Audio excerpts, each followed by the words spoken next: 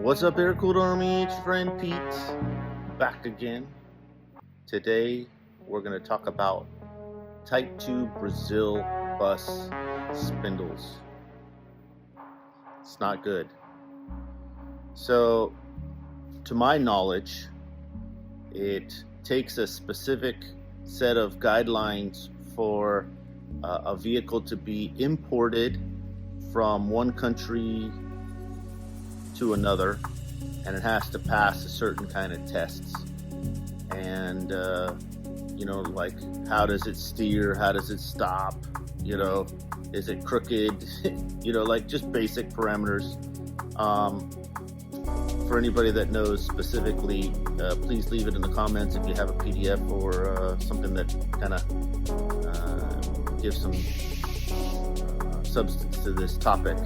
But I want to kind of show you the condition of spindles and why we charge what we charge as they're removed from the vehicle and doing the flipping. And is it a good buy to buy this Brazilian bus at a cheaper cost, only to have to spend more money to fix it? So these are the tapered shaft, very similar to the 64 to 67, but one major problem, we always got to look at the bearing surfaces to make sure that a bearing hasn't seized itself on it. These look okay. This looks like it has had some issues, but we checked it and it's good to go. But the major problem is actually with the kingpins.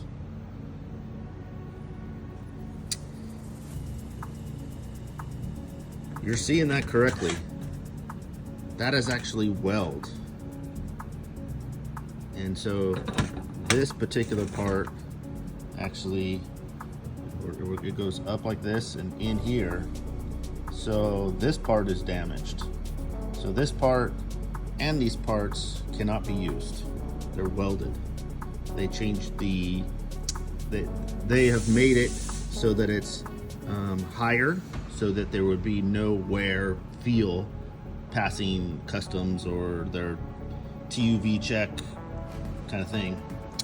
But if you look into this, you can see if I can stand it up. You see how it's not round anymore? And that's because they're pressing this kingpin in here, and it's just shaving the metal. I don't know if I can get in there. It's just augering out the inside of this with wherever that welded part is done. Like, literally the dumbest thing ever. I'm doing this with my hand. The dumbest thing ever to do to these. So now we need to buy new kingpins. Luckily for us, Wolfsburg West makes them, but we offer the service with an upcharge because we already know that we're going to have to replace these parts. This part is even, oh no, it came out. Even this inside here is the same way, all beat to hell. So, although in the big picture we're turning poop into ice cream by replacing those four parts, we're going to turn these into ice cream, drop 3.5 inches, our pro-built spindle service, and we're going to put our oil impregnated bronze bushings here and get rid of the brass ones. And it's just so disheartening. Who does this? Like somebody in leadership, somebody of some kind of form of leadership has decided that doing this welding and putting it together, they can sell this this Brazilian bus, because the prices of a German bus are so high that they can sell this bus for thousands of dollars. I don't know if it's tens of thousands, I don't know if it's 20s of thousands, but thousands of dollars if this one decision is made. Crazy.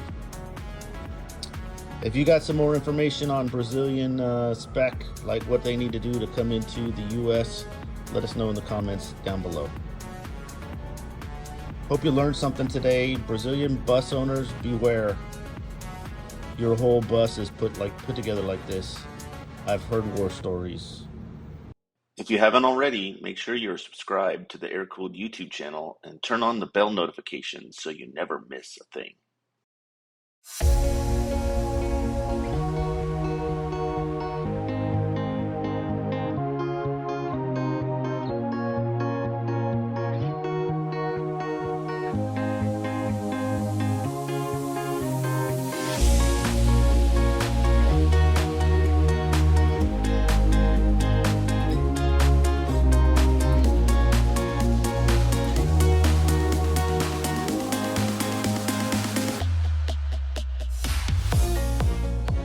Have a set of Brazilian Type 2 bus spindles that we redid.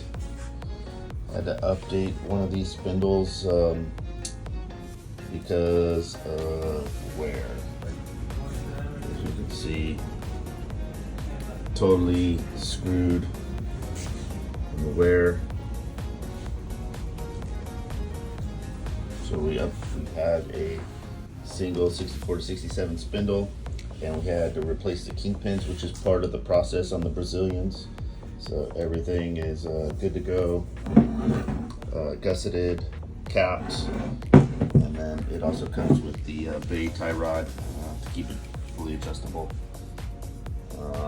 But we can get our customer going in the right direction, no longer using the crap. More later.